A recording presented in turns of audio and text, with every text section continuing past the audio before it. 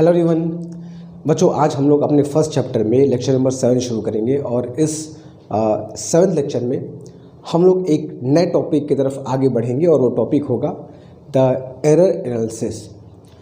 But आज की class start करने के पहले अब तक प्रीवियस 6 क्लासेस में हम लोगों ने क्या पढ़ा है और उन 6 क्लासेस के बाद हमें क्या करना है, इस बात को जानना बहुत ज़रूरी है, क्योंकि प्रिपरेशन हमेशा सिस्टमेटिक तरीके से ही करने पर रिज़ल्ट मिलता है। अगर हम रैंडम तरीके से प्रिपरेशन करेंगे, अभी सिस्टमेटिक और रैंडम एरर की बात भी यहाँ पर मैं करूँगा, तो सिस्टमेटिक और रैंडम प्रिपरेशन की बात पहले कर लिया जाए। सिस्टमेटिक और रैंडम एरर की बात तो खैर करनी है। तो मैं ये कह रहा था कि सिस्टमेटिक प्रिपरेशन करना बहुत ज़रूरी होता है। हमारे प्रिपरेशन में एक रूटीन का फॉलो हो, कोशिश करना चाहिए कि रूटीन का फॉलो बना रहे। थोड़ी बहुत अगर इधर उधर होता है तो एक्सेप्टेबल है, मगर बहुत ज़्यादा रैंडम प्रिपरेशन नहीं करना है, ठीक है। तो हमें करना क्या है कि अब तक 6 लेक्चर्स में हम लोगों ने जो डायमेंशन के बारे में पढ़ा, अलग अलग फिजिकल क्वांटिटी के डायमेंशन निकाले, डायमेंशन पे अलग अलग टाइप्स के डिफरेंट टाइप्स के जो क्वेश्चंस बन सकते हैं, उन सारे क्वेश्चंस को मैं तुम्हारे सामने रखा, उनको करने का तरीका बताया, अप्रोच बताया, मेथड बताया कि क्या हमारा अप्रोच तरीका होना चाहिए हर अलग अलग टाइप के क्वेश्चंस को करने का। फिर हम लोग 0 लेवल से एडवांस लेवल तक भी गए, कुछ PYQs क्वेश्चन भी किया। तो अब हमारे पास जो काम है वो ये है, सबसे पहले तो अगर जिन बच्चों ने प्रीवियस लेक्चर्स नहीं देखे हैं या अभी पहली बार इस लेक्चर को देख रहे हैं, तो जाकर के प्लेलिस्ट में लेक्चर्स अरेंज हैं, उनको ध्यान से देखो और नोट्स प्रिपेयर करो, क्वेश्चन सॉल्व करो। और ये जो लेक्चर्स हमने किए हैं, यहाँ जो क्वेश्चंस किए हैं, उनके बेस पर प्रैक्टिस भी हमें करना है, ठीक है। प्रैक्टिस करेंगे तो हमारा पूरा अच्छे से प्रिपरेशन, जिसको मैं सिस्टमेटिक प्रिपरेशन कह रहा हूँ, वो हो जाएगा। तो उम्मीद है यहाँ तक सारे बच्चों फॉलो करेंगे और अपने प्रिपरेशन को सिस्टमेटिक रखेंगे। तो बच्चों, आज हम लोग अपने एक सिस्टमेटिक प्रिपरेशन में जब आगे बढ़ते हैं तो अगला टॉपिक बहुत ही प्यारा सा टॉपिक हमको मिलता है, द एरर एनालिसिस। बहुत एग्ज़ाम्स में इससे क्वेश्चन बनते हैं, मगर अच्छी बात है, क्वेश्चंस कंपैरेटिवली तुमको इजी मिलेंगे, बहुत मुश्किल सवाल नहीं होंगे। ध्यान से अगर देखा जाए, किया जाए, तो क्वेश्चन बहुत अच्छे होंगे, फटाफट हो जाएंगे। बट पहले आज के इस लेक्चर में थोड़ा सा समझेंगे एरर्स कहाँ से आते हैं, क्यों आते हैं, कितनी वैरायटी होती है, कैसे इनको हम लोग पता करेंगे, क्या इनका फॉर्मूला होता है, पूरी बात हम लोग आज के सेक्शन में करने वाले हैं। तो चैप्टर कह रहा हूँ, तो लेक्चर बहुत ही इंपॉर्टेंट होने वाला है, बहुत ही इंटरेस्टिंग और बहुत ही कॉन्सेप्ट गेनिंग लेक्चर आज का होने वाला है, ठीक है। तो चलो शुरू करते अपना आज का topic, that is error analysis. बच्चों, बहुत सिंपल सी बात है, हम लोग जब भी कोई मेज़रमेंट लेते हैं, फॉरगेट अबाउट फिज़िक्स, हम लोग अपने डेली लाइफ में भी बहुत मेज़रमेंट करते हैं। हमारा फिज़िक्स से कोई नाता रिश्ता नहीं है, तो भी मेज़रमेंट एक ऐसी चीज़ है जो मोर और लेस हर इंसान अपने डेली लाइफ में करता ही करता है। और इन मेज़रमेंट्स में थोड़ी बहुत गलती भी होती है, कभी ज़्यादा मेज़र कर लिया, कभी कम मेज़र कर लिया। एक वेजिटेबल सेलर भी मेज़रमेंट करता है, एक टेलर भी मेज़रमेंट करता है, ठीक है। तो मेज़रमेंट हमारे एवरी वॉक ऑफ लाइफ में है, हमारे पूरे दैनिक जीवन में मेज़रमेंट हर जगह फैला हुआ है। और हम लोग फिज़िक्स से जुड़े हैं तो हमारा तो मेज़रमेंट करना ही, मतलब पूरा हमारा नेचर ही मेज़रमेंट पर बेस्ड है। और इन मेज़रमेंट्स में हमें थोड़ा सा 19-20 दाएँ बाएँ जो भी कहो, एरर कहो, कुछ कहो, होना बहुत ही कॉमन सी बात है।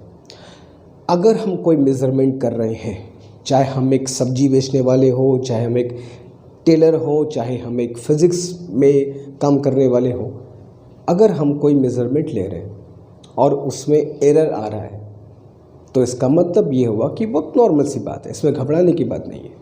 It means we are human being. Human being का नेचर ही है मिस्टेक करना। तो हम लोग, सबसे पहली बात हमको समझना है कि हम लोग को इस टॉपिक में एरर को ख़त्म करने की बात नहीं करनी है कि मेज़रमेंट में एरर कैसे ख़त्म किया जाए। इट इज़ ऑलमोस्ट इम्पॉसिबल कि बिल्कुल एरर फ्री मेज़रमेंट हमको हमेशा मिले, है ना। What is more important is that कि उस एरर को हम पता करें। हमारे मेज़रमेंट में अगर एरर है तो कितना है, अगर हमको वो पता होगा तो इट विल बी बेटर, ठीक है। तो एरर को ख़त्म करने के बजाय मेज़रमेंट में एरर कितना है ये जानने पर हमारा ज़्यादा फोकस होगा इस पर्टिकुलर टॉपिक में। यही पूरी इस टॉपिक की कहानी है। मेज़रमेंट्स में एरर कैसे आते हैं, कितने टाइप के होते हैं और उनको कैसे फाइंड करते हैं, ये सारी बातें हम लोग को इस टॉपिक में करनी है। चलो, तो एरर की बात अगर किया जाए तो एरर हम लोग जनरली 3 टाइप के एरर की बात हम लोग यहाँ पे करेंगे। एक सिस्टमैटिक एरर, ठीक है, और दूसरा हम लोग बात करेंगे बच्चों रैंडम एरर की। रैंडम एरर किसी में अगर है तो कैसा है, क्या है। और एक और की अगर बात कर लिया जाए तो that is least count based error या लीस्ट काउंट एरर। ये 3 जर्नी हम लोग एरर की बात करते हैं। सिस्टमेटिक एरर की बात अगर करें, सिस्टमेटिक एरर क्या होता है? हमारे एक मेजरमेंट में ऐसा एरर जो एक सिस्टमेटिक वे में आया जा रहा है, एक रूल को फॉलो करके वो एरर हमारे मेजरमेंट पे हमेशा आ रहा है। तो जो एरर हमारे मेजरमेंट में एक सर्टेन रूल से, एक सर्टेन कह सकते हो कि वजह से हमारे मेजरमेंट पे हमेशा आ रहा है, तो उस एरर को हम बोलते हैं सिस्टमेटिक एरर। जैसे एग्जांपल के तौर पे जो हम लोग इंस्ट्रूमेंट्स में ज़ीरो एरर पढ़ेंगे भी आगे, वर्नियर कैलिपर और स्क्रू गेज में ज़ीरो एरर है ना, जो पॉजिटिव और नेगेटिव होता है। तो ये सब एरर एक रूल के तहत हमारे मेजरमेंट पे आते जाते हैं। तो इन एरर्स को हम सिस्टमेटिक एरर नाम देते हैं। सिस्टमेटिक एरर में अच्छी बात ये है कि इनके पीछे का जो रीज़न है कि ये एरर किस, बहुत ध्यान से सारी बातों को सुनना, ये एरर जनरली किस वजह से हमारे मेजरमेंट में आए हैं ये हमको मोरलेस पता होता है, ताकि हम इनका पता लगा सकें कि ये एरर है कितना। तो सिस्टमेटिक एरर का रीज़न हमको पता होता है कि क्यों आया है, किस वजह से आया, किस रूल को फॉलो करते हुए आ रहा है, उसके बारे में जान करके हम लोग इसको पता कर सकते हैं। तो ये सिस्टमेटिक एरर की कहानी है। ऑन दी अदर हैंड अगर हम लोग रैंडम एरर की बात करें, नाम से ही क्लियर रैंडम एरर, अच्छा ठीक है, रैंडम एरर की बात हम लोग अभी करेंगे, पर सिस्टमेटिक एरर कुछ टाइप्स तुमको बता दो। अब सिस्टमेटिक एरर में भी लोगों ने कहा कि इसको 3 पार्ट में कैटेगराइज कर दीजिए। सबसे पहला पार्ट लोगों ने इसमें जो कहा वो कहा इंस्ट्रूमेंटल एरर एक सिस्टमेटिक एरर होता है। अब इंस्ट्रूमेंटल एरर का नाम से ही क्लियर है, हम जो इंस्ट्रूमेंट यूज़ कर रहे हैं जैसे कि स्केल या फिर थर्मोमीटर या फिर कोई और चीज़ जो कॉमन डे लाइफ में यूज़ करते हैं, उस स्केल में या फिर थर्मोमीटर में जो कैलिब्रेशंस होते हैं, मान लो उसमें मिस्टेक आ गया, जो स्केल्स में डिवीज़न बनते हैं उन डिवीज़न्स में कुछ मिस्टेक आ गया, ऐसा नहीं कभी आ नहीं सकता, उसको बनाने वाले हम इंसान ही हैं। तो हो सकता है किसी इंस्ट्रूमेंट में ही कुछ खराबी हो, उसके डिवीज़न में प्रॉब्लम हो, कैलिब्रेशन ठीक से ना किया हो। 100 डिग्री सेंटीग्रेड पर वाटर का बॉइलिंग पॉइंट है, हमारे थर्मोमीटर में 105 डिग्री दिखा रहा है। तो ये सब जो एरर होंगे वो उस इंस्ट्रूमेंट के डिज़ाइन, पुअर डिज़ाइन की वजह से जनरेट होंगे। इंस्ट्रूमेंट को सही तरीके से डिज़ाइन नहीं किया गया है, कुछ गलती हो गई, खराबी हो गई, तो वो हमारा आएगा बच्चा इसमें इंस्ट्रूमेंटल एरर में वो काम आएगा। अब जैसे एग्जांपल के तौर पर लोग जब वर्नियर कैलिपर्स पढ़ेंगे तो वहाँ पर बात करते हैं बच्चों ज़ीरो एरर की। ज़ीरो एरर आना वर्नियर कैलिपर को सही तरीके से डिज़ाइन न करने का एक वजह होता है। उसके दो जॉज होते हैं, आगे पढ़ेंगे हम लोग, उन जॉज को जो हम टच कराते हैं तो जो मेन स्केल वर्नियर स्केल की डिवीज़न है ज़ीरो, वो कोइंसाइड करने चाहिए, नहीं करते क्योंकि हो सकता है कि हम डिज़ाइन करते वक्त कुछ मटेरियल ज़्यादा या कम लगा देते हैं जिससे वो ज़ीरो एरर प्रोड्यूस होता है। तो वो एक इंस्ट्रूमेंटल एरर है, हमको पता है उसके पीछे रीज़न, हम उसको दूर करने का उपाय करते हैं। तो इंस्ट्रूमेंटल एरर इंस्ट्रूमेंट के किसी खराबी से हमारे पास आता है और हम लोग इसको आराम से दूर कर सकते हैं, ठीक है। ये एक सिस्टमेटिक एरर के अंदर गिना जाएगा। दूसरा एरर की अगर बात करोगे, दूसरा किस टाइप का एरर होता है, तो मान लो imperfection imperfection in technique or procedure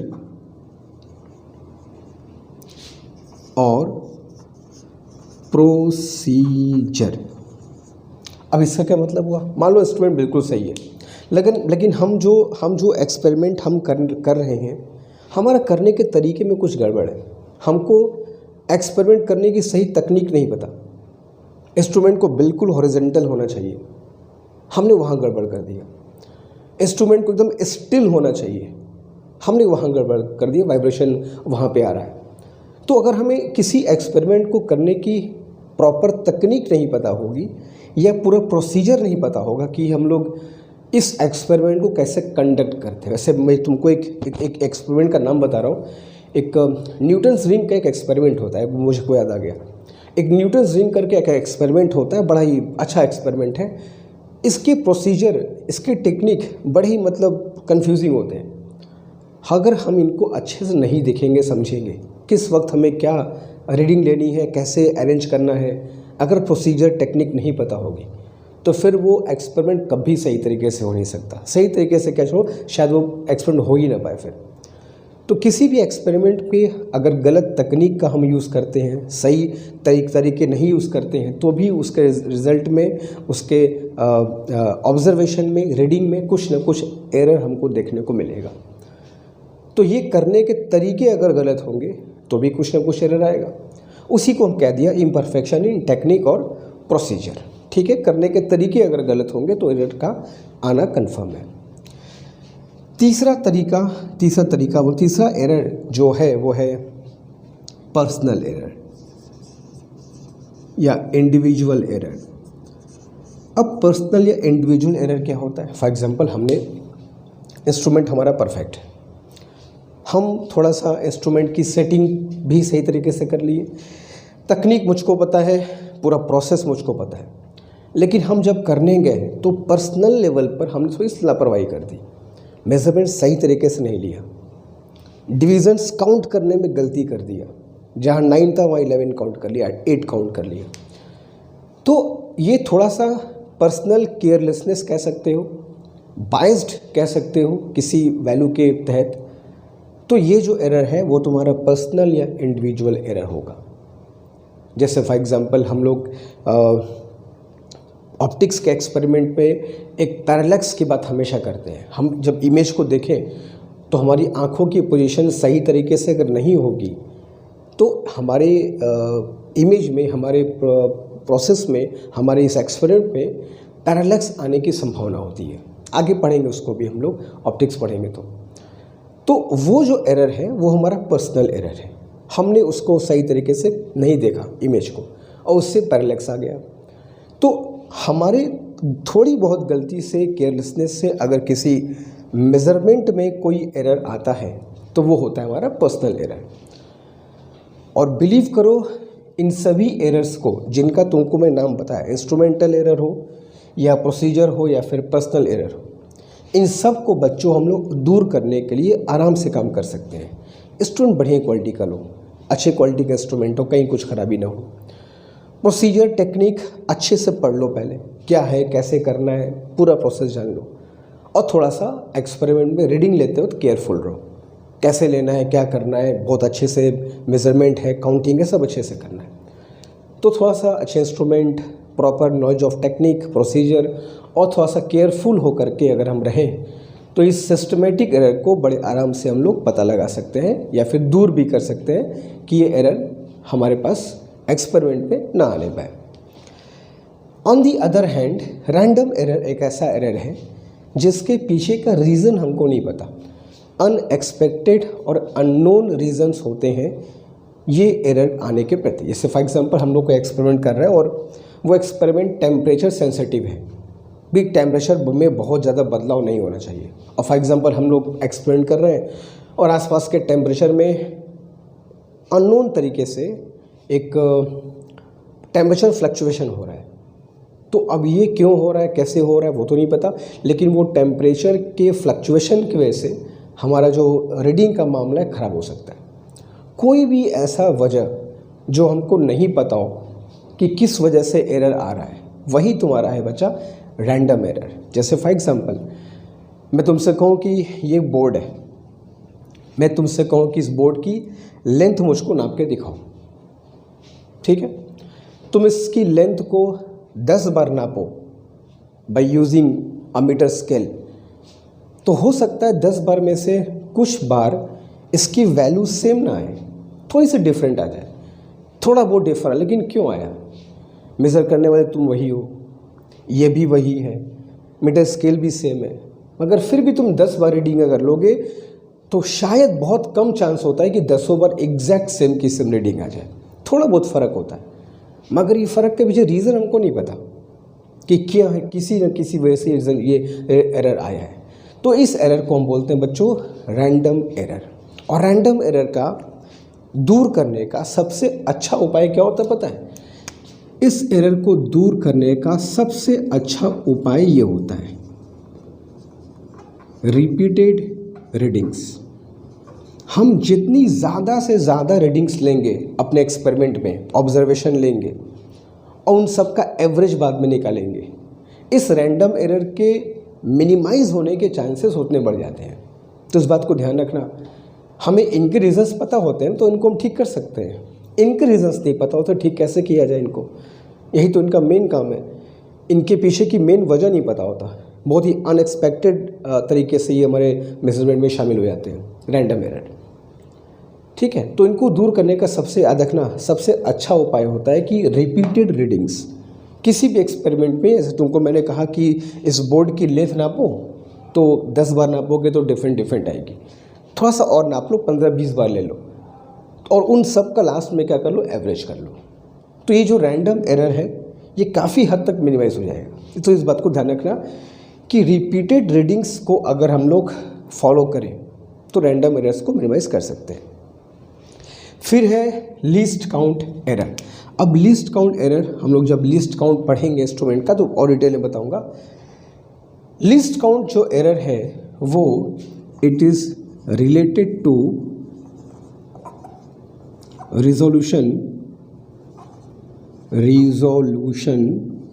of the instrument.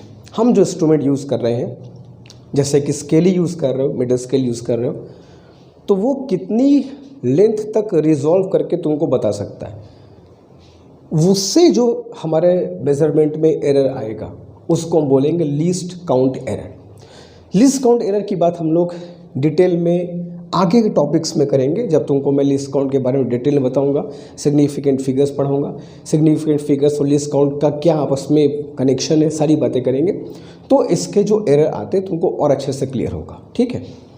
तो लीस्ट काउंट से जो एरर आते हैं वो हमारे इंस्ट्रूमेंट के जो रिजोल्यूशन है, जितना वो अच्छे से अच्छे वैल्यू को रिजॉल्व करके हम तक दे सकता है, इसका कनेक्शन उसी से होता है। तो इसको बोलते हैं बच्चों लीस्ट काउंट एरर। इसको भी हम दूर कर सकते हैं बहुत आसानी से अगर हम लोग इंस्ट्रूमेंट के लीस्ट काउंट के हिसाब से, रिजॉल्विंग पावर के हिसाब से अपने मेजरमेंट को सही तरीके से लें, तो इसको आराम से मिनिमाइज कर सकते हैं, कोई दिक्कत नहीं है। तो जनरली हम लोग इन्हीं दो एरर की बात करते हैं, सिस्टमेटिक और रैंडम। इन दोनों को दूर करने का उपाय हमको अच्छे से पता होना चाहिए, ठीक है। तो ये हो गया तुम्हारा अबाउट एक इंट्रोडक्शन एरर का, एरर कितने प्रकार के होते हैं, क्यों आते हैं, कैसे आते हैं। अब इनको हम लोग कैलकुलेट कैसे करेंगे, इनके फॉर्मूला कैसे निकालेंगे, उनकी बात भी एक एक करके कर लेते हैं, ठीक है। तो अगर इसमें से कुछ कॉपी करना चाहो तो पॉज कर कॉपी कर सकते हो। ऐसे कॉपी पेन लेकर हमेशा बैठा करो ताकि जहाँ मन है वहाँ कॉपी कर लिया करो, मेरे कहने का वेट नहीं किया करो, ठीक है। बट फिर भी 1-2 मिनट का टाइम तुमको दूंगा, तब तक इरेज भी कर लूँगा मैं, फटाफट जो करना कर लो, ठीक है। जल्दी तो आगे बढ़ते हैं बच्चों, और हम लोग आगे अपने इस टॉपिक में अगली बात करते हैं टाइप्स ऑफ एरर की। हम लोग अपने मेजरमेंट में जिन एरर्स को हम लोग फाइंड करना चाहते हैं वो एरर कौन कौन से प्रकार के होते हैं। जैसे सबसे पहले मान लो कि कोई एक फिज़िकल क्वांटिटी है जिसकी ट्रू वैल्यू ए है, बिना किसी एरर के इसकी ट्रू वैल्यू, इसको हम लोग कहते हैं, वो मान लिया मैंने ए है, ठीक है। और इसकी जो मेजर्ड वैल्यू है, मेजर्ड वैल्यू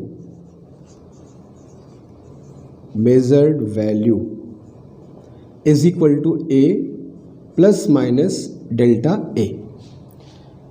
जो मेजर्ड वैल्यू है किसी इंस्ट्रूमेंट से, उसमें एरर के साथ वैल्यू आई है, ट्रू वैल्यू और प्लस कुछ एरर। ये एरर है, प्लस मतलब ज़्यादा भी हो सकता है, नेगेटिव मतलब कम भी हो सकता है। एरर को हमेशा प्लस माइनस के साथ ही लिखा जाता है, ठीक है। तो किसी फिजिकल क्वांटिटी की ट्रू वैल्यू मान लो बच्चों ए है और हम जिसको मेज़र करने गए तो उसकी वैल्यू हमको ए प्लस डेल्टा ए मिली। तो हम लोग यहाँ पे जल्द 3 टाइप की बात करते हैं। एक होता है एब्सोल्यूट एरर। तो एब्सोल्यूट एरर जो होता है बच्चों, वो सिंपल सा डिफरेंस होता है between true value difference measured value. True value और मेजर्ड वैल्यू के बीच का डिफरेंस, यहाँ डिफरेंस लिख रहा हूँ मैं, यहाँ छोटे बड़े से मतलब नहीं कि ये ज़्यादा है कि ये ज़्यादा है, बस दोनों के बीच का जो डिफरेंस है। ट्रू वैल्यू कितना था, नापने पर जो आया, उसके बीच का जो डिफरेंस है, डिफरेंस का साइन लगाया हूँ मैं, माइनस का नहीं। तो जो दोनों के बीच का डिफरेंस है वही बचा होता है हमारा एब्सोल्यूट एरर, जो कि ऑब्वियसली किसके बराबर आएगा, डेल्टा ए के बराबर आएगा। तो डेल्टा ए हमारा हो जाएगा बच्चों एब्सोल्यूट एरर, ठीक है। हमें जो ज़्यादा हमें चाहिए होता है वो होता है रिलेटिव एरर या फ्रैक्शनल एरर भी कह सकते हो। रिलेटिव एरर इन मेजरमेंट क्या होता है, जो एब्सोल्यूट एरर आया है वो एंड डिवाइडेड बाय जो इसकी ट्रू वैल्यू है वो, इसको बोलते हैं बच्चों हम लोग relative error in the measurement. और इससे भी ज़्यादा जो हम लोग बहुत ज़्यादा कैलकुलेट करते हैं, जिसकी जो हमें ज़्यादा ज़रूरत पड़ती है, वो होता है बच्चों परसेंटेज एरर। तो कैसे निकालोगे, delta A by A multiply by क्या करना होगा हमें 100, ठीक है। तो एब्सोल्यूट एरर, रिलेटिव एरर और परसेंटेज एरर, ये 3 प्रकार के एरर की हम लोग बात करते हैं अपने इस टॉपिक में। मगर यहाँ पर एक बात हमको बतानी बहुत ज़रूरी है, वो ये है कि मान लो किसी ऑब्जर्वेशन में, किसी एक्सपेरिमेंट में ऐसा हमेशा नहीं होता। जैसे मैं तुमसे कहूँ कि इस मार्कर की लेंथ मुझको नाप के बताओ, बस लेंथ नापो, और तुमको मैंने ट्रू वैल्यू दिया नहीं कि इसकी ट्रू वैल्यू कितनी है, बस तुमको बोल दिया मेज़र करो, और तुमने मेज़र किया, उसकी वैल्यू फॉर एग्जांपल 14 सेंटीमीटर इसकी लेंथ आ गई, 14। अब वो 14 सेंटीमीटर गलत है कि सही है कैसे पता करोगे, क्योंकि तुमको मैंने बोला सिर्फ मेज़र करो। ट्रू वैल्यू क्या है तुमको ये नहीं बताया। अगर मैं कह रही होता कि देखो इसकी ट्रू वैल्यू 15 सेंटीमीटर है, मेज़र करके बताओ, तुम देखते कि अच्छा सर ने कहा है 15 ट्रू वैल्यू है और मैंने मेज़र किया, मेज़र करने पर 14 आया, तुम कहोगे ये मतलब कि 1 सेंटीमीटर का एरर है। लेकिन ये तुम तब न पता कर पाओगे बालक जब तुमको किसी इंस्ट्रूमेंट में किसी एक्सपेरिमेंट में, किसी मेज़रमेंट में ट्रू वैल्यू पहले से पता होगी। लेकिन मान लो अगर तुमको इस मार्कर की लेंथ में न दूँ और तुमको कहूँ कि इसकी लेंथ मुझे नाप के बताओ, तुमने मुझको लेंथ नाप दिया, क्या वो जो लेंथ है वो सही है गलत है, क्या वो ट्रू वैल्यू है या ट्रू वैल्यू कितना सीख मुझको कैसे पता, क्योंकि मैंने तुमको रैंडमली सिर्फ कहा इसको मेज़र करो। तो ट्रू वैल्यू हमेशा हमको पता नहीं होती, जहाँ पता है वहाँ अच्छी बात है। तो ऐसे कंडीशन में क्या करेंगे, छोटा सा एग्जांपल तुमको बता रहा हूँ कि फॉर एग्जांपल मेरे किसी एक्सपेरिमेंट में जो ऑब्जर्वेशंस हैं वो कुछ ऐसे आते हैं, A1, A2, A3 up to AN। Obviously हम लोग एक ही बार मेज़रमेंट तो लेते नहीं है, हम लोग मेज़रमेंट कई बार लेते हैं। तो मान लो मैंने n टाइम्स किसी चीज़ का मेज़रमेंट लिया, n रीडिंग्स लिया, n ऑब्जर्वेशन लिया, तो ऐसे कंडीशन में जो हमें ट्रू वैल्यू अगर नहीं पता है, और जैसे फॉर एग्जांपल तुमने निकाल तो लिया A1, A2, A3, लेकिन इसमें कितना एरर है, इसमें कितना एरर है, इसमें कितना एरर है, हमको ट्रू वैल्यू पता होगी तब ना पता होगा यार। तुम तो सिर्फ मेज़रमेंट ले लिए, किसमें एरर कितना है कैसे पता। तो ऐसे कंडीशन में ट्रू वैल्यू जो होता है वो मीन वैल्यू हो जाती है ए की। तो ए मीन या ए की एवरेज वैल्यू। तो कैसे निकाल लोगे ए की average value? A1 plus A2 plus A3 plus AN divide by क्या कर दिया n। तो यहाँ से मुझको पता चल गया कि ए की इस मेजरमेंट पे एवरेज वैल्यू क्या है। और एवरेज निकालने से, मल्टीपल रीडिंग्स लेने से तुमको मैंने पहले बताया कि जो रैंडम एरर है वो लगभग ख़त्म हो जाता है। तो हमने सबकी एवरेज वैल्यू फाइंड कर ली, जितने मेजरमेंट्स लिया था 15-20 सबका एवरेज फाइंड कर लिया, उसी को मैं ट्रू वैल्यू मान लूँगा और इसी ट्रू वैल्यू को मान करके मैं अब एरर्स निकालूंगा। तो एरर्स इन मेजरमेंट अगर मैं निकालूँ,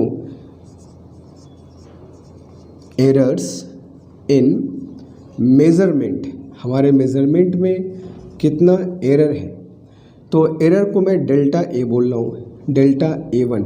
डेल्टा A1 मतलब पहले मेजरमेंट और जो ट्रू वैल्यू है उसके बीच का difference, that is a mean difference A1। इस बात का ध्यान रखना है कि हमको छोटे बड़े से मतलब नहीं है कौन छोटा है कौन बड़ा है, बस ये जो एवरेज वैल्यू आई है वो जिसको ट्रू वैल्यू मान रहे हो, और जो ऑब्जर्वेशन है उनके बीच का बस डिफरेंस लेना, प्लस मैथ्स की बात नहीं है, मैं डिफरेंस लिख रहा हूँ।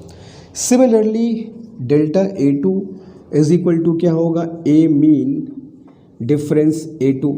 ऐसे करते करते करते करते हम जो लास्ट अपने लास्ट मेजरमेंट में एरर कैसे निकालोगे, लास्ट मेजरमेंट का एरर क्या होगा, ए मीन डिफरेंस AN। तो ये हमारे एवरेज वैल्यू, ये हमारी क्या होगी, अलग अलग रीडिंग्स में कितना एरर आया है वो। जैसे फॉर एग्जांपल तुमको मैंने मार्कर की लेंथ निकालने को कही थी, हमने इसका तुमको ट्रू वैल्यू नहीं बताया, तुमने इसका 10 ऑब्जर्वेशन ले लिया, 14, 15, 14.1, 14.3 ले लिया, उन 10 का एवरेज निकाल लिया। अब उसको ट्रू वैल्यू मान लोगे और उससे फिर देखोगे कि जो रीडिंग्स लिए थे उनमें कितना फ़र्क है, वही तुम्हारा होगा अलग अलग ऑब्जर्वेशन के एरर।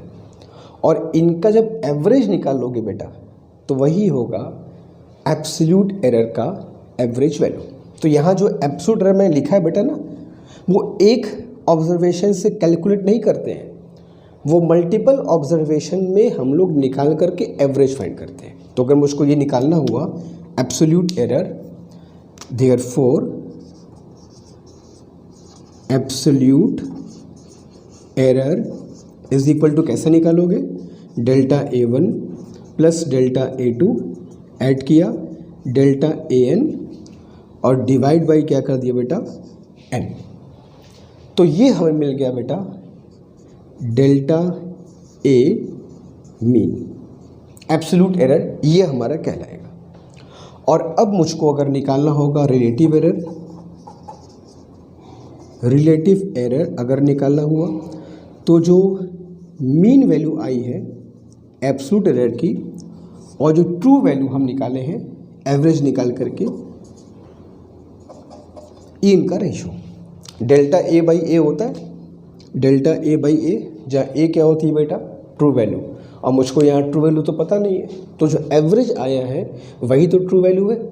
तो फॉर्मूला क्या हो जाएगा, delta A mean divide by A mean, ये तुमको मिल जाएगा रिलेटिव एरर का फॉर्मूला। अब इसमें 100 से मल्टीप्लाई कर दिया तो तुमको परसेंटेज एरर मिल जाएगा। फिर तो तुमको जो मैं बताना सिखाना चाहता हूँ बच्चों वो ये है कि ये सारे फॉर्मूले तो हैं, ये सारे फॉर्मूले तो हैं, लेकिन इस बात को ध्यान रखना कि ये सारी वैल्यूज़ जो भी हम लोग निकालेंगे ये केवल एक ऑब्जर्वेशन को देखकर कैलकुलेट नहीं करते। ये तो सिंबॉलिकली मैंने बता दिया कि मेजर वैल्यू ये है, ट्रू वैल्यू ये है, तो दोनों का डिफरेंस क्या होगा, एब्सोल्यूट एरर होगा। लेकिन this measurement is not taken at single time, इसके मल्टीपल ऑब्जर्वेशंस लेते हैं, ठीक है। उससे 2 फ़ायदा होता है। नंबर फ़ायदा 1, रैंडम एरर दूर हो जाता है अगर कुछ है तो। दूसरा फ़ायदा, ट्रू वैल्यू अगर नहीं पता है हमको मेजरमेंट में तो इनका जो एवरेज निकालोगे वही ट्रू वैल्यू हमको लेना पड़ता है। काफ़ी ट्रू वैल्यू क्लोज होता है, ऐसा नहीं कि हम लोग बस काम चलो ले लें, ऐसा नहीं है। एवरेज निकालने पर जो वैल्यू आती है ना, ये सही में बेटा वाकई में ट्रू वैल्यू के बहुत नज़दीक होती है। यही तो मैथमेटिक्स का कमाल है। Mathematics very beautiful things. मैं तुमको सब बताऊँ, मैथमेटिक्स बहुत खूबसूरत चीज़ है। हो सकता है बायो वाले मुझसे एग्री नहीं करेंगे, बट सही में मैथ्स बहुत खूबसूरत चीज़ है, बहुत इसके कई शानदार कारनामे हैं। तो एवरेज निकालोगे तो तुम्हारा ये हमारा ट्रू वैल्यू मिल जाएगी, और ट्रू वैल्यू मिल जाएगी तभी तो बेटा अलग अलग ऑब्जर्वेशन में कितना कितना एरर है वो निकाल सकते हो। उनका एवरेज ले लोगे तो एब्सोल्यूट एरर मिल जाएगा, और फिर एब्सोल्यूट एरर मिल गया, ट्रू वैल्यू पता है, रिलेटिव एरर निकल जाएगा। 100 से मल्टीप्लाई किया, परसेंटेज भी मिल जाएगा। तो ये तुमको एक जनरल आइडिया तरीका पता होना चाहिए कि how we find absolute error, relative error and percentage error in a measurement. ठीक है, तो जल्दी से अच्छे से सारी चीज़ों को कॉपी कर लो। तो फिर तुमको कॉम्बिनेशन ऑफ एरर पढ़ाऊँ कि एडिशन में, सब्ट्रैक्शन में, मल्टीप्लिकेशन में, डिवीज़न में हम लोग कैसे निकालते हैं एरर, और इसका एक जनरल फॉर्मूला भी क्या होता है। जल्दी कॉपी कर लो इसको। तो आगे चलते बच्चों, और अगला टॉपिक जो हमको इसमें समझना है, छोटा सा टॉपिक है, बात जो करनी है वो है कॉम्बिनेशन ऑफ एरर्स। मतलब अगर हमारे एक्सप्रेशन में एडिशन है, सब्ट्रैक्शन है, मल्टीप्लिकेशन है, डिवीज़न है, या कोई और लंबा चौड़ा एक्सप्रेशन है, तो इसमें हम लोग कैसे फाइंड करेंगे एरर। जैसे पहली बात किया जाए तो एरर इन अ सम और अ डिफरेंस। किसी सम या डिफरेंस में एरर कैसे पता किया जाए। जैसे फॉर एग्जांपल मैंने कहा कि दो क्वांटिटी है ए और बी, जिनको ऐड करने पर हमें जेड मिलता है, और ए और बी को हमको मेज़र करना है। तो ए और बी को हम मेज़र करेंगे, ऐड करेंगे तो हमको जेड मिलेगा। बात को समझो मैं क्या कह रहा हूँ, पूरी बात को समझना। ए और बी को ऐड करने पर जेड हमको मिलता है, लेकिन ए और बी को हमको मेज़र करना होता है। ए को नापा, बी को नापा, फिर दोनों को ऐड किया, तब जाके जेड मिला। ऐसा कुछ रिलेशन हमारे पास है। तो जाहिर सी बात है, अगर ए और बी को ऐड करने पर जेड मिल रहा है, तो अगर हम ए और बी को सही से ऐड नहीं करेंगे, सही से मेज़र नहीं करेंगे, ए में एरर होगा, बी में एरर होगा, तो जाहिर सी जो जेड की वैल्यू आएगी वो भी तो एरर फ्री नहीं होगी, एरर होगा। तो वही हमें एरर कैलकुलेट करना है। तो मान लो ए की वैल्यू जब मेज़र करने गया तो वो एरर के साथ आया, A plus minus delta A. B की वैल्यू मेज़र किया तो बी भी एरर के साथ आया, B plus minus delta B. और इससे क्या हुआ, जेड में भी एरर आ गया, Z plus minus delta Z. तो अगर मैं यहाँ पे इसको ऐसे लिख दूँ, ए प्लस बी को साथ कर लूँ, और plus minus delta A plus minus delta B कर दूँ, इसको साथ कर लिया, और उधर क्या मिल गया, Z plus minus delta Z. ठीक है, तो z is equal to A plus B तो है ही है, तो कैंसिल कर सकते हो दोनों को। तो what you will get, plus minus delta A plus minus delta B is equal to delta Z, वो भी प्लस माइनस। अब प्लस माइनस का मतलब जानते ही हो कि एरर ज़्यादा भी हो सकता है, मेजर वैल्यू से कम भी हो सकता है ना। तो हमें एक्चुअली में हमेशा मैक्सिमम एरर की दरकार होती है किसी मेजरमेंट में। हम चाहेंगे कि अगर एरर आने का चांसेस है तो मैक्सिमम एरर कितना आ सकता है हमको ये पता चल जाए, ताकि हम उसके हिसाब से अलर्ट रहें। तो in every measurement we want to find maximum possible error. तो अगर मैं लिखूँगा for maximum error in z, तो delta z is equal to, बच्चों दोनों ही प्लस लेते हैं फिर, तो डेल्टा ए भी प्लस और डेल्टा बी भी प्लस।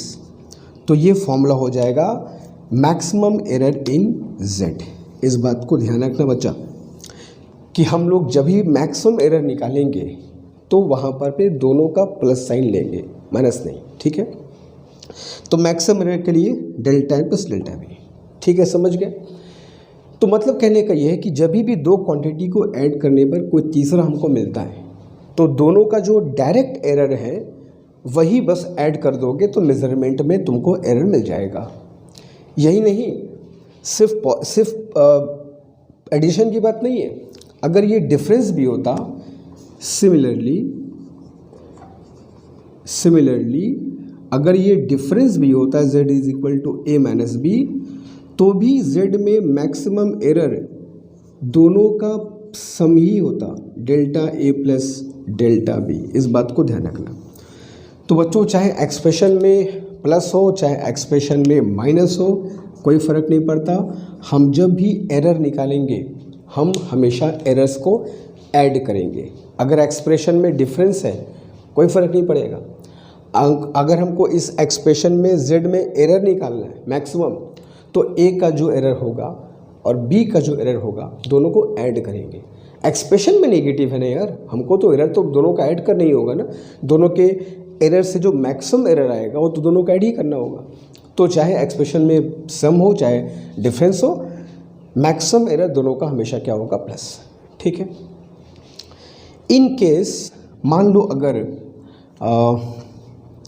हमारे पास एक एक्सप्रेशन प्रोडक्ट और क्वोशंट के फॉर्म में आता है, मतलब मल्टीप्लिकेशन और डिवीज़न के फॉर्म में आता है, प्रोडक्ट और क्वोशंट के फॉर्म में आता है। जैसे z is equal to a into B या z is equal to a by B. ठीक है। जैसे किसी रेक्टेंगल का तुमको एरिया निकालना है तो लेंथ इंटू ब्रेथ किया। एरिया को हम लोग इकट्ठे तो कैलकुलेट कर नहीं सकते, पहले लेंथ को मेज़र करोगे, ब्रेथ को मेज़र करोगे, मल्टीप्लाई करोगे तब तुमको एरिया मिलेगा। और लेंथ और ब्रेथ में एरर है तो एरिया में एरर आएगा। Similarly speed is equal to distance upon time जैसी बात होती है, तो डिस्टेंस मेज़र करोगे, टाइम मेज़र करोगे तो फिर स्पीड आएगी। और डिस्टेंस और टाइम में अगर एरर आ गया तो स्पीड भी गया कम से। तो अगर कहीं मल्टीप्लिकेशन और डिवीज़न जैसा कुछ आता है तो वहाँ पर एरर हम कैसे फाइंड करेंगे। तो पूरा डेरिवेशन में नहीं कर रहा हूँ, बस काम की बात लिख रहा हूँ। यहाँ पर सीधे एरर ऐड होता है, यहाँ पर भी एरर ऐड होगा, मगर एब्सोल्यूट नहीं, रिलेटिव एरर ऐड होगा। तो हम लिखेंगे बच्चा maximum relative error in z में maximum relative error that is delta z by z is equal to delta a by a plus delta b by b। मतलब कहने का यह है कि सम और डिफरेंस के फॉर्मूले में एब्सोल्यूट एरर ऐड होता है, जबकि प्रोडक्ट और क्वोशंट के फॉर्मूले में रिलेटिव एरर डायरेक्ट ऐड होता है। तो अगर z is equal to A B है तो z में relative error is equal to a का रिलेटिव एरर प्लस b का relative error, and so is true for difference division. और अगर परसेंटेज पूछ लिया तो दो तरफ 100 से मल्टीप्लाई कर देना है। ठीक है। तो ये हो गया sum, difference, product and quotient. In case अगर फॉर्मूला हमारा कुछ ऐसा आता है, मान लो x is equal to z is equal to a to power p, b to power q और c टू पावर r, कुछ ऐसा फॉर्मूला आता है। डिवीज़न मल्टीप्लिकेशन के साथ साथ हमारा कुछ एक्सप्रेशन एक्सपोनेंट के फॉर्म में आ रहा है। तो ऐसे कंडीशन में क्या करना होता है, हमको सारे के सारे एरर ऐड करने हैं। ठीक है। तो मैक्सिमम एरर या मैक्सिमम परसेंट एरर कह लो, percentage error in z is equal to delta z by z into 100 कह सकते हो। और ये जो वैल्यू आएगी मैक्सिमम परसेंटेज एरर, जब जो जो सबके पावर है उसके पावर से बस मल्टीप्लाई करना है। तो p है तो p into percentage error in a plus इसका पावर q है तो q इंटू परसेंटेज एरर इन b, इसका पावर बेटा r है तो क्या लिखेंगे हम लोग, plus r into percentage error इन c। इस बात को ध्यान रखना। तो अगर हमारे पास ऐसा फॉर्मूला कभी आता है जिसमें एक्सपोनेंट है, मल्टीप्लिकेशन, डिवीज़न है, तो इस तरीके से हम लोग परसेंटेज एरर पूरे एक्सप्रेशन का फाइंड कर सकते हैं। ठीक है। तो हमारे पास जो बच्चों क्वेश्चंस आएंगे इस टॉपिक से, वो मोर लेस का जो बेसिक्स है वो यही है। अब इसी पर हम लोग को सारे क्वेश्चन सॉल्व करने होंगे। कुछ आउट ऑफ द बॉक्स सोच के सॉल्व करने होंगे और कुछ डायरेक्ट भी सॉल्व हो जाएंगे, ठीक है, बशर्ते ये पूरी कहानी तुम्हें अच्छे से पता होनी चाहिए। जल्दी फटाफट कॉपी कर लो, फिर आगे बातचीत करते हैं, ठीक है, जल्दी। ओके फाइन, तो आज हम लोग बच्चों यहाँ पे स्टॉप करेंगे अपनी क्लास को। जो बेसिक्स था एरर एनालिसिस का हमने तुमको समझा दिया, अब इसके बेस पर में क्वेश्चंस करना है। तो अगली क्लास में मिलते हैं हम लोग कुछ नए शानदार बेहतरीन कॉन्सेप्ट को क्लियर करने वाले, एग्ज़ाम में पूछे जाने वाले क्वेश्चंस के साथ। नीट जेई दोनों टाइप के क्वेश्चंस की बात करेंगे और हमेशा की तरह 0 से एडवांस लेवल तक हम लोग चलेंगे, ठीक है, धीमे धीमे मगर सॉलिड तरीके से, ठीक है। और बाकी जो शुरुआत में कहा, अगर पिछली क्लास छोटी है तो उसको अर्जेंट बेसिस पर कंप्लीट करो ताकि हम लोग साथ चलें और बैकलॉग नहीं होने पाए। बाकी कोई अगर दिक्कत समस्या है, मन में कुछ बात है, कुछ बदलाव चाहते हो, कुछ और करना चाहते हो, कुछ और करवाना चाहते हो, ज़रूर कमेंट बॉक्स में बताना, ठीक है। Thank you so much.